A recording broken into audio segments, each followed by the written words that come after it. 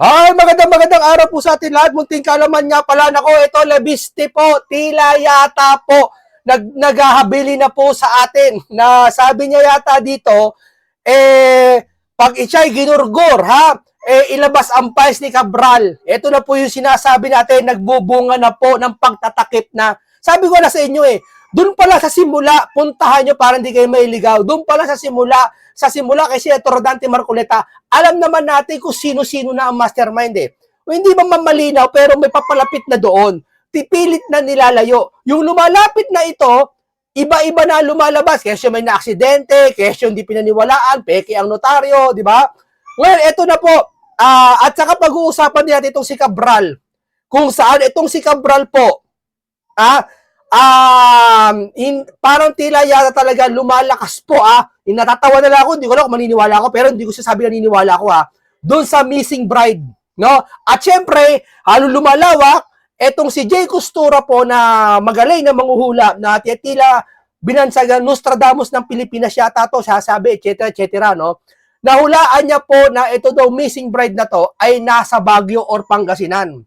Na tumutugma naman ngayon sa issue nitong ni Cabral na tila di umano, tumalon o lumundag doon sa Cannon Road. No? Ngayon, bago tayo magsimula, naniniwala ba kayo na si Missing Bride at si Cabral ay iisang tao lang? Doon siya sabi at palit katawan, palit ulo yata siya sabi nila. Yan ay mga tsura na naman. Magbigay lang kayo ng ilagay sa baba, mag-like and subscribe kayo at ilagay nyo ang inyong mga saloobin kung naniniwala kayo na si Cabral na to at yung missing bride ay parehas lang, ay iisa lang, no? Ngayon, Pedre, punto na tayo dito. Rekta na tayo dito sa ating usapan, no? Dito, pahinga natin. Thank you po. Thank you po. So, maraming salamat po sa pagtitiwala sa akin. She's alive. Mother, bakit may nakita ko na parang kasi napapuntang Baguio? Ako taga-Pangasinan ako Totoo ba? Opo. Taga-Pangasinan po. Mas meron din pong mga nag-tip po sa amin from the past few days na parang nakita siya sa Baguio. Totoo ba? Opo. So, may nagsabi na nakita siya sa Baguio, ganyan. Tapos meron din ako. Dito siya sabi nakita yata sa Baguio. Pero hula lang to huwag niyong paniniwalaan to Kasi 'di ba alam naman natin talaga kahit ano na lang ang ibang tao ngayon, nalilito na. Lalo hindi natin alam itong si Cabral, ayaw ipasilip yata maski sa media, no? Kakaiba para panday yung Reyna. Ayaw ipasilip maski yata media pati mga opisyal ayaw pasilip. Ewan ko kung sino-sino lang yung mga nakalista doon lang pwede sumilip. At sabi ito sabi, hindi ko lang totoo to. May nakakita dun sa kabaong ni Cabral, pero ang sabi, ang banggit niya kamukha ni Cabral. Hindi niya sinabing si Cabral pero sinabi niya kamukha. No? Sabi, nakita siya sa mga aldan, mga ganun. So, halo-halo po kasi talaga. Pasalamat lang natin is she's alive. Hayaan mo muna siya makapag-isip. Ito po si Jay Costura po, isa pong kilalang manghuhula at ito ay sabi nila, hindi daw nagkakamali hula nito, marami daw inulaan to talagang bumilib ang mga Pilipino, no? Sa paraan din naman to is ayoko magiging sa isang sitwasyon na alam mo, ayoko tingnan ka ng mga ibang tao na tingnan. Okay, so lakasan mo loob mo. Kung sakali hindi mo siya handa, ihanda mo yung sarili. Okay, bago dadako na tayo dito, painggan natin to si Lebiste po, no? Painggan po natin si Lebiste. Hindi ko po na analyze actually yung buong file pa. At tama ka po, kailangan mo ng mabilis na computer para ma-process po lahat ng data. Opo, pero sir, based po doon sa mga na-examine po ninyo na mga bahagi ng Cabral files, gaano ka-crucial ito, sir? Will it cost the administration more of its political capital? I think yung maganda dito, imposible siyang inimbento lang. Kasi napakadaming impormasyon na sa sarili kong distrito na-confirm ako, may mga nakalagay dito ang district congressman na predecessor ko ang nag-insert, tama. Meron mga ipinasok daw ni Congressman Edwin Garjola, tama. At meron daw mga ipinasok ng iba pang mga kontraktor o parking ng leadership fund at tama din po ayon sa aking kaalaman sa aking distrito. At kung tama siya sa aking distrito, siguro ganoon din po sa ibang mga distrito. Kaya ito po ay hindi naman conclusive pero magbibigay ng basehan for further investigation na hindi lang imbento itong perception na marami sa gobyerno ay may mga insertion sa DPWH budget at siguro magiging basehan na talagang seryosohin natin ang mga aligasyon ng mga DPWH insertions beyond congressmen and senators. Opo, sa series of video ni former colleague po ninyo, Zaldico, sinabi niya, dinamit niya ang pangalan ni Presidente at ng unang ginang Liza Araneta Marcos sa mga files, sir, na inyo pong as far as yung mga files po na inyo nakita sa Cabral files. Masasabi ba na alam ng Malacanang itong nangyayaring galawan sa pambansang pondo, Congressman? Actually, if I may share, sir, kaya ang move ko ay hilingin kay Secretary Vince at sa DPWH na isa publiko ang mga files na ito. Kung wala naman po silang itinatago. Kaya ang sagot po sa inyong tanong, tingnan po natin kung isa sa publiko po nila ang mga files na ito. Opo, parang abangan ang susunod na kabanata ko. Pero kung yung nabanggit po niyo kanina si SMB, Secretary Manuel Bonoan, based rin po sa mga files na niyo po nakita, masasabi niyo po ba na malaking kinalaman talaga o malaking impormasyon ang may babahagi ng dating kalihim ng DPWH kung siya magsasalita sa issue na ito? Siyempre dahil siya po ang dating head ng agency na ito, pero ang actually binanggit sa akin ni ICI Commissioner Rogelio Singson, sa tingin niya mas malaming alam si Yusek Cabral kaysa kay Secretary Bonoan. Kaya nakakalungkot na hindi si Yusek Cabral ginawang state witness at binigyan nga ng pagkakataon na ipaliwanag ang mga files na ito. Pero I guess next to her is Secretary Bonoan. And I hope lang po that he will be protected and sana hindi po magkakaroon ng iba pang mga trahedya sa mga dating opisyal ng DPWH.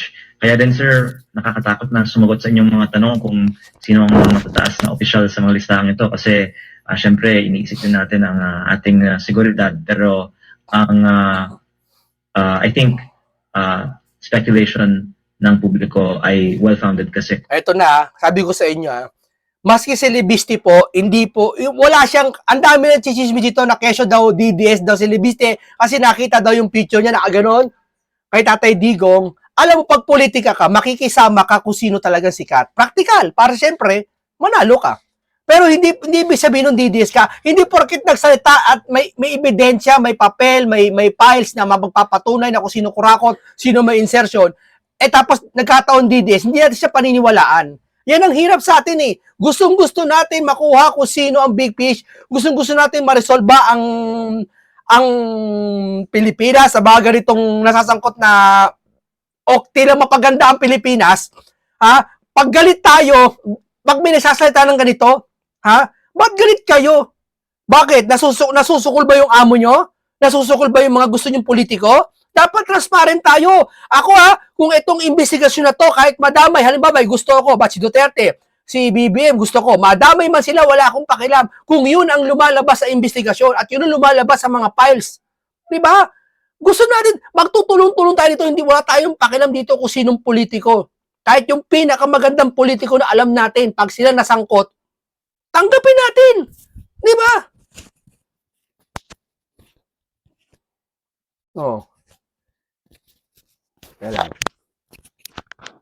Kaya yan ang hirap sa atin mga kababayan eh. 'Di ba? Pag nakita natin na sasalita yung isang tao ng katotoo ni Libiste, pagkakamala natin, DDS yan. Obstructionist yan. Ganito na ba obstructionist ngayon? Sasabi ng katotohanan? Di ba? Wala naman po ang mga matatapos. Kung gusto talaga natin umunlad ng bansang Pilipinas, payag tayo kahit isa sa mga sa atin o sa mga politiko na kumukontra at lumalaban. Di ba sa panunumpa ng mga gobyerno, kasama yan, lalaban ako sa katiwalian. Di ba? Hindi ako makikiisa sa anumang katiwalian. Di ba? Tapos pag may nagsumbo na ganito, sasabihin DDS to. Sinabi naman ako sa social media, DDS daw si Libiste, kaya daw ganito to. Biruin mo. Di ba? Wala namang may binatikos ba to? Wala namang sinabi masamang pangalan to na kesyo ganito daw si ganito. Wala naman Ang sinasabi niya lang yung mga insertion, mga nakawan. Hindi pa kanya nilalabas yung pangalan eh. Eto to mga tumagil din to Si Redon pa lang ang pinapangalanan niya about doon sa party list, hindi si Redon. Pero ang sinabi, nagalit na. Maglalabas pa lang siya, nagagalit na kayo. Wala pang pangalan yan Ba't defensive kayo? Di ba? Na official sa mga budget insertions, bakit po talagang itinatago ang mga insertions na ito? Sir, pag walang go signal ang DPWH, si Secretary Vince, ano ang inyong Hihintayin ko po kung yung iba nating mga kasamaan sa Kongreso ay manawagan din na isa publiko natin kasi kanina lang sabi ni Congressman Terry Redon na ilabas na natin ang listahan. Kaya inilabas natin ang mga insertions ng Bicol Zero Party List na may 150 million pesos sa Camarines Sur sa dalawang mga roads sa Pamplona at sa Pasacao na nagkakataon ay ginagawa ng isang contractor na may pinakamaraming mga kontrata sa Camarines Sur na baka may kaugnayan sa Bicol Zero Party List. At ito po ay isang halimbawa lamang ng laman ng files na ito. At kung ang iba pang mga kaibigan natin sa Kongreso ay manawagan na isa publiko ang kanilang mga insertions, then ilalabas natin po ang kanilang mga insertions. Sir, bago lang ulit si Partner Admar, yung mga staff ng office ni former Yusek Cabral, sila po ba'y dumulog sa inyo, sir, humingi ng tulong? Hindi po. At ako po ay naaawa actually sa kanila kasi sila naman po ay mga simpleng empleyado ng biyerno pero ngayon hawak nila ang napaka-importanteng impormasyon at kung ano yung pressure kay Yusek Cabral, baka to some extent ganoon din po sa kanila ngayon. So this is really a serious matter and I hope also why the public can understand bakit hindi namin gustong basta-basta biglang ilabas ito. Kasi kahit noon buhay si Yusek Cabral, iniisip ko kung ilalabas lahat ng mga files na ito, baka kung anong mangyari sa kanya. At nangyari nga po yun last week. Kaya yun ang sinasabi natin na talagang palaisipan pa rin nangyari kay Cabral ngayon. Pero hindi mawawala sa isipan ng Pilipino na sakto coincidence ba to? Kung kailan nagkakanda rapa ang mga kababayan natin na maiupo sa hearing, yan si Cabral, saka naman nawala to. Di ba? Ang laking duda Di ba? Pasin nyo? Malaking question sa ating isipan na ano nangyari? Bakit nawala to? Ba't namatay to? Ba't dito pa sa pagkakataong ito? Di ba? Kaya mapapaisa po yung mga katwiran ng driver, ng asawa, nung investigasyon, hindi ka satisfied. Tapos yung kabaong, hindi mo papakita, hindi public viewing, walang media, bawal yata Di ba? Tapos ikikrimit pa, alam mo yun? Sige nga. sana po, in any case, maproteksyonan natin ang seguridad ng mga staff ni Yusek Cabral. Opo, Kong, si Admar po ulit. Tanong dito ng ating mga kababayan, dito sa listahan ba na may hawak po kayo, itong galing kay Cabral, ay may malalaman na ba yung mga big fish o talaga yung pasimuno po dito sa naging sistema po dyan po, Kong? Yung 401 billion na allocable, hindi yun sikreto kasi alam naman natin yung mga district congressman ay may hawak ng certain amount of their district's budget. Pero yung 320 billion na outside allocable, kasama po doon ang mga projects na nakatag dito as leadership. Kaya hindi necessarily lahat po ng mga additional budget ay nakapangalan. Pero may mga codes na baka kung may House inquiry on DPWH budget insertions, pwede nating tignan, okay, lahat ng mga proyekto dito na nakatag as leadership, ano yung pattern, no? Ano yung findings natin? At sana malalaman sa investigation na yun, sino yung big fish behind the leadership fund insertions. Opo, yung bang files na pinakita na kamakailan ni Congressman Zaldico, halos ganun din po ba? May nakita rin po ba kayong magkakapareho? Kong? Actually, gusto ko lang pong linawin sa first na ang file ni Congressman Zaldico ay BICAM insertion. 81 billion sa DPWH. At yung file ni Yusek Cabral ay net mula sa DPWH pa lang, 721. Ang naging total budget ng DPWH sa 2025 ay 1 trillion. At ang mga insertions therefore ni Kong Zaldico ay wala sa DPWH net. Yun ay dinagdagan lang sa dulo. Sa sarili kong distrito, meron 1 billion naman na kasama sa listahan ni Kong Zaldico. At yun po ay isang proyekto na talagang maanomalya kasi hindi siya ni-request ng barangay. Konti lang ang tao doon. Actually, nasa private property. Itong 1 billion pesos slope protection project, yung bundok po, nilagyan ng netting. At ang lumalabas ay ito ay project na pinili sa job para pagkakitaan. At may ganyang klase mga proyekto din sa NEP insertions ng DPWH. Pero ito po ay on top of pa. Ganun kadami po ang mga anomalyang project sa DPWH. So, masasabi ba natin na halos lahat ng sa proseso po ng pagbabudget talagang pwedeng magkaroon po ng korupsyon? Nabanggit nyo nga po yung listahan sa NEPA lang. So, sa side pa ito ng executive tapos dito rin Tingnan mo sa BICAM na sa side ng executive tapos sasabihin mo may kinalaman, walang kinalaman sa perma-perma. 'Di ba? Kaya itong sitwasyon na to, napakahirap eh. Napakahirap pag ikaw yung magpapatunay na may kurakot, napakahirap eh. Lalo sa kalagayan ni Libiste, napakahirap eh. Bakit? Pwede nila itanggi. Katulad niyan, ni Redon, di ba? O pwede sabihin mo, patay na si Cabral eh. May matatanong mo ba si Cabral? Hindi na. Pwede mo itanggi, wala, hindi totoo siya sabi ni Cabral. Sisinungaling yan. Pwede mo nga, gawa-gawa ni Cabral yan. Eh, hindi mo na matatanong si Cabral, patayin na eh. Alam ka namang makausap mo pa yan, di ba? O siguro doon kay J. Cultura. Tanong mo kung baka kay J. Cultura, baka makausap niya si Cabral, o kaya si Ed Calwag. Di ba? Paalala lang ulit bago ko makalimutan yung hinulaan po ni J. Cultura, hindi po si Cabral Ang hinulaan ni J. Cultura ay si Missing Bride. At syempre, ang hula, baka sabihin nyo, maniniwala tayo. Ang hula po, syempre, hindi pinaniniwalaan sa batas. No? At syempre, hindi naman tayo naniniwala dyan. Pero, ayon sa mga hula ni Joy Cultura, at tumutugma doon sa lalaki, na bali-balita talaga, nakita raw, nasa Baguio si Missing Bride. Before na mahulaan pa pala, sabi ng lalaki, may balita na sila nasa Baguio nga daw. Noong nakaraan. Eto, dito nagtataka na kinukonect nila, paalala ko lang to kinukonect nila yung Missing Bride kay Cabral. Na baka isang tao lang o palit ulo yung katawan na natagpuan doon, baka kay Missing Bride yun, pinalabas kay Cabral. Hindi natin alam Yan ay haka-haka ng maraming netizen ngayon. Kumakalat sa social media yan. Talagang viral na rin yan yung Missing Bride na yan kasi mahiwaga ang pagkakawala niyan, mahiwaga din ang pagkakamatay ni Cabral. Tuloy natin ito. doon din naisisingit. So talagang malawakan na po ito or possible ba na magkaugnay yung korupsyon doon sa NEPA lang at saka dito sa BICAM po, Kong?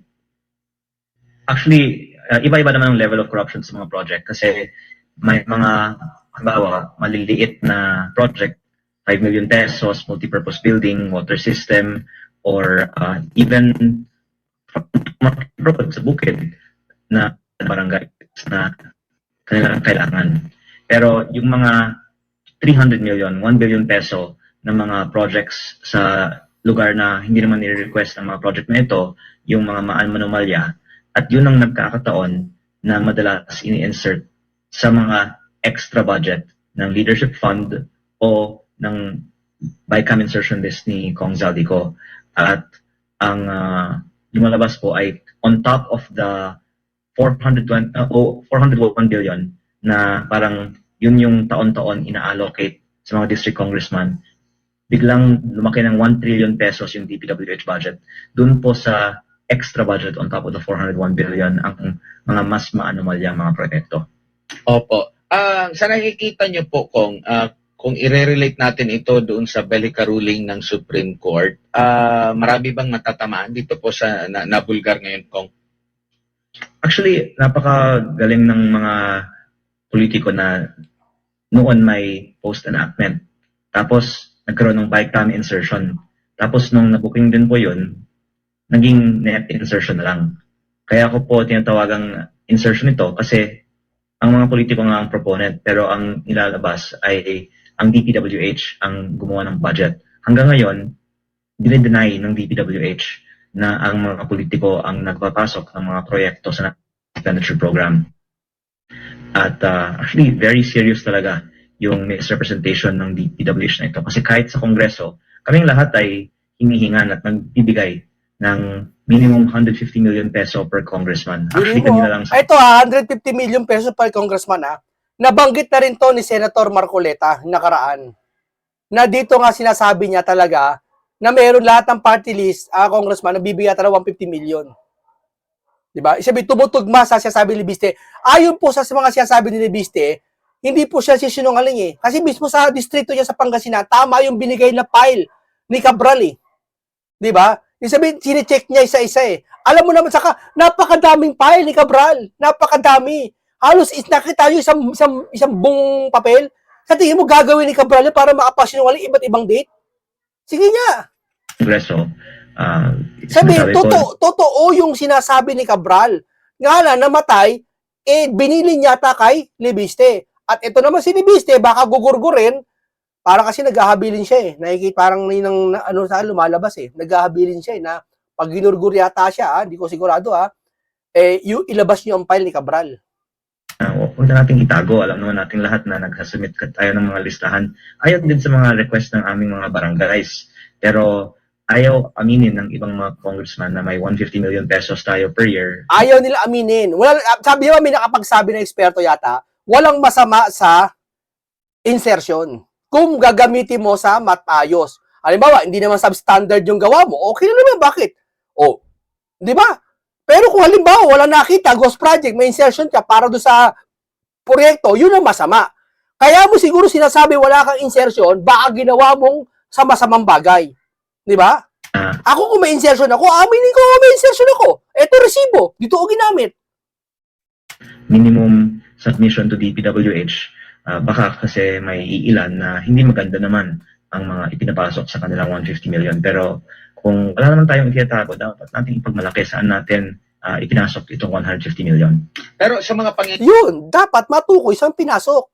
pangyayari pong ito Kong, no, sa kabuuan po, meron po ba kayong nakikita or needed pa ba na may isang batas ukol nga po dito sa pagbabudget po natin or ipapanukalang batas or meron ng existing na batas o talagang i-separate na lang po ng tuluyan para maiwasan kasi nababahira na po ng masamang imahe lalo na po sa Kongreso po Kong, no, sad to say, pero kumbaga lagi kasing nababanggit na sila yung mga pasimuno nito, sila talaga yung nagbaback up niyan. Why not na talagang trabaho lang ng mga nasa Kongreso ay magpanday lang po ng batas at hayaan na lang po yung executive ang talagang manguna dyan sa tulong na rin ng mga mayors para lubos na kumbaga yung trabaho din nila at maiwasan na po ito kung kakayanin ba or still mahahanapan pa rin yan ng butas po.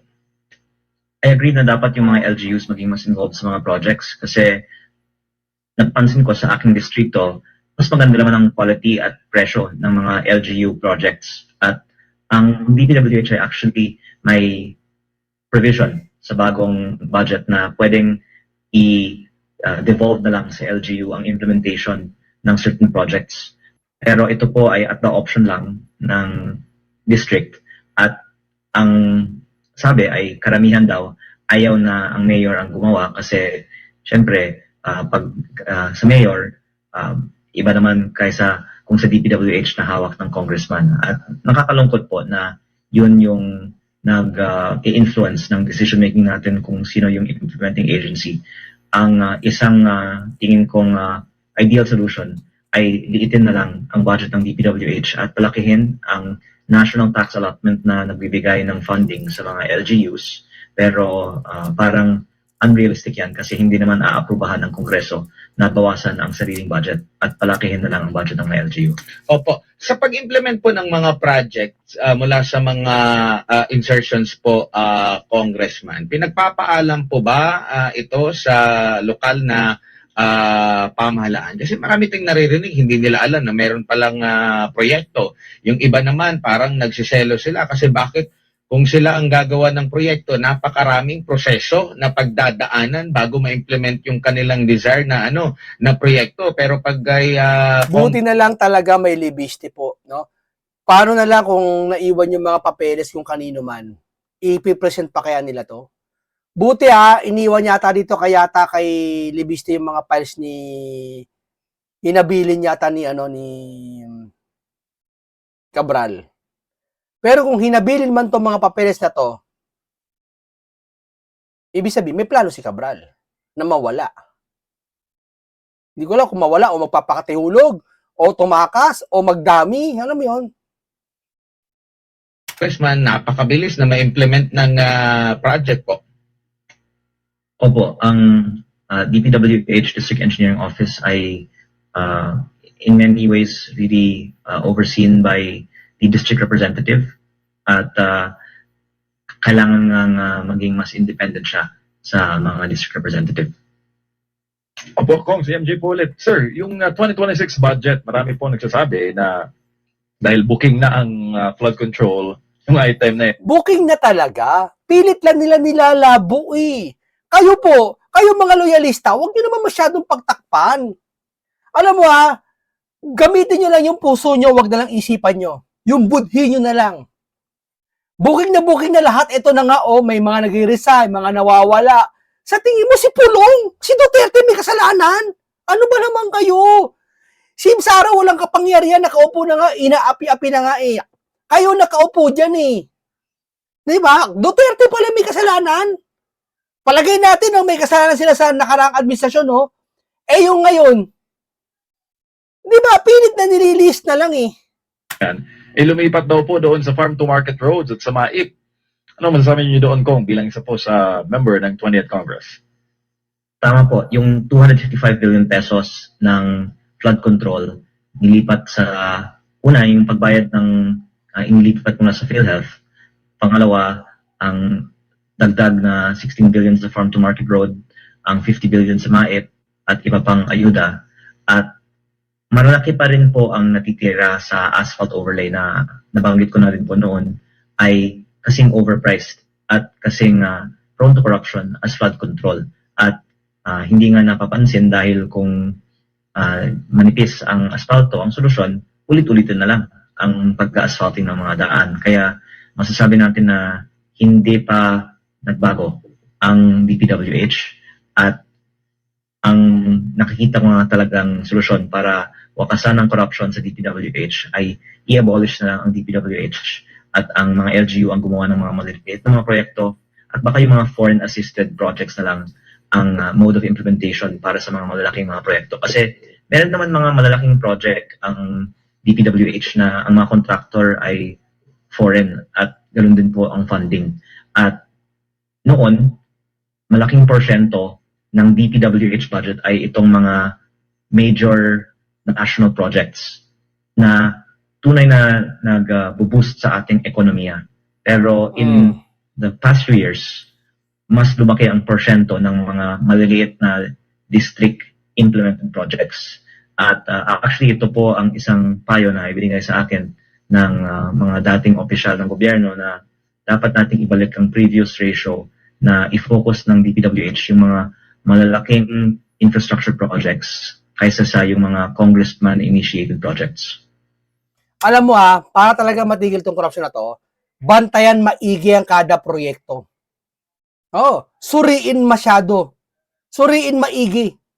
Alam mo, maglabas ka ng 100 milyon. Asa ng hingihan ka agad ng resibo. Pati yung gagawin tulay lahat. May independent na gagawa na dapat lakihan ng sahod. Yun lang tututo ka ba? Ang sahod siguro, laki mga 500,000 siguro per month, no? Para hindi, kasi pag malit ang sahod mo kasi maano ka Alam mo yun, maaakit ka kahit gano'n, totoo yan, realidad yan. Pagpalagay mo, lakihan mo sahod ng mga yon, mag-iimbesti ka sa mga resibo, sa mga, ito ba ay substandard? Ito ba ay lahat ng 150 million na ibuhos ba dyan? Kasi sa 150 million, imposible wala kang kurakot dyan kahit 1 million Totoo lang. Totoo lang, ha? Ikaw, papayag ka? Boy kurakot ka? Si Boy kurakot ka? Binigyan ka 150 million, payag ka, wala kang picture doon kahit isang piraso? Sistema ng Pilipinas yan, eh. Ngayon lang nababago yan. Ha? Hindi kay Marcos, ha? Hindi kay Marcos. Di ba? Kaya nabago yan sa mga yon. Masakit sa pandinig, pero gusto nanguna yan si Senator Marcoleta nung Blue Ribbon siya. Dahil bago pa lang mag-SONA, ulitin ko bago pa lang mag-SONA, gustong-gusto na ng Senator Marcoleta hawakan ng Blue Ribbon. Tama, mali? Oh. Kung yung enrolled bill po ba, nabasa nyo na po for 2026? Hindi ko nga po alam kung ibigay na. May balita po ba kayo kung ibigay na? Parang Kasi- ginagawa pa eh. Okay. Kasi ang sabi naman sa Senate, for 29, doon sila mag-ratify. So, ibig sabihin, doon na kayo sila, no? Sa side. Hindi ko lang alam, sa House, dapat advance na mabasa po ninyo, no? Sabay po sa 29. Kaya po, minove sa 29 kasi gagawin over the holidays po ang enrolled bill. Opo. Kunin ko lang din yung reaction nyo kasi nagpahayag na po itong si Congressman Terry Ridon. Meron po siyang nabanggit na hindi pa raw siya congressman during that time na sinasabi nyo po may insertion po siya. Opo, ito po ang nabanggit ko nga kanina na nilabas na nga natin yung insertion ng Bicol Zero Party List for 2025 na hindi po si Terry Ridon ang representative ng Bicol Zero Party List in the 2024 period of making the 2025 budget. Pero ang party list niya ang itinukoy ko na nag-insert nito. At tingnan natin kung ang contractor ng mga projects na ito na si Bicol Gold Rock ay may kaugnayan sa Bicol Zero kasi nagkataon na si Bicol Gold Rock ay parang contractor ng lahat ng mga malalaking projects sa Camarines Sur na baka Dito kasi sinasabi ni Libisti po, itong Bicol Zero, wala pa ata si Terry, meron na to ata eh. Hindi ko alam parang gano'n nangyari naging supporter din ng Bicol Zero Party List sa nakaraang eleksyon. At ang dagdag ko po ay sa 2026 din, may 150 million insertion din ang bawat congressman kasama po ang mga party lists. At kung hindi po inaamin ng mga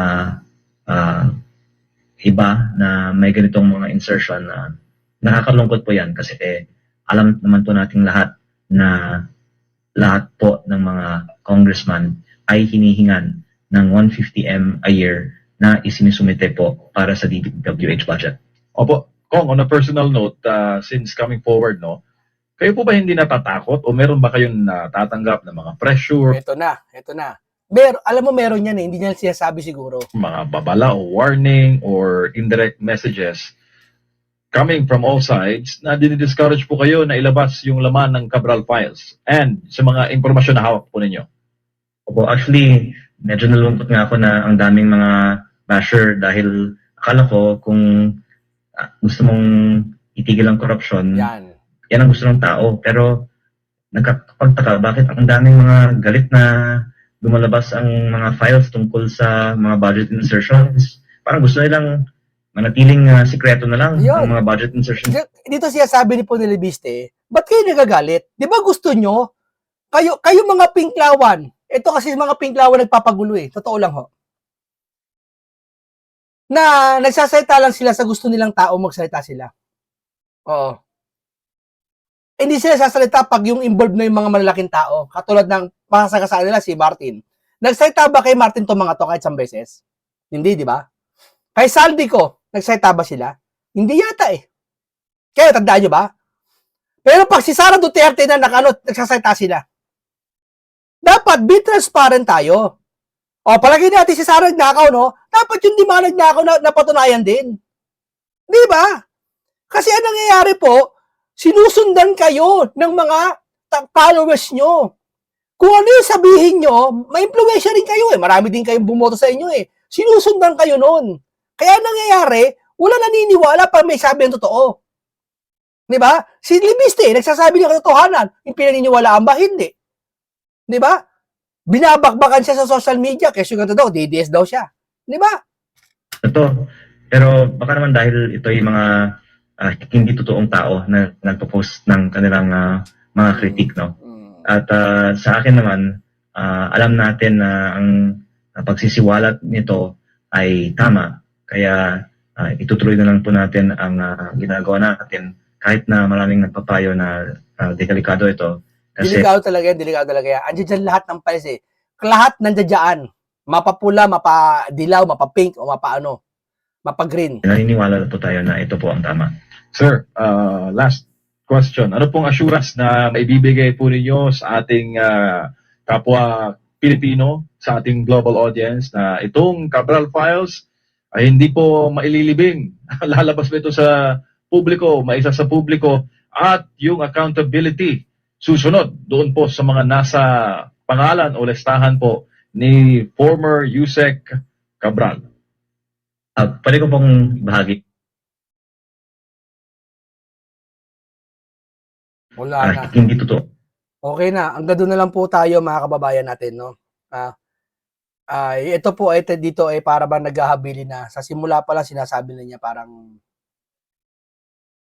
pag nawala siya, parang ilabas niyo yung files. Hanapin ko kung saan niya bandang sinabi yun. Sinabi niya yun eh. Sandali lang po bago tayo magtapos, papabasa ko lang sa inyo. Okay, basa. Hanggang dito lang po. Hanggang dito lang po muna tayo, no? Nakikita naman sa social media yung mga sinasabi ko eh. Baka sabihin kasi fake news na naman ako eh. No? Okay. Hanggang dito lang po muna tayo. Paalam sa inyong lahat.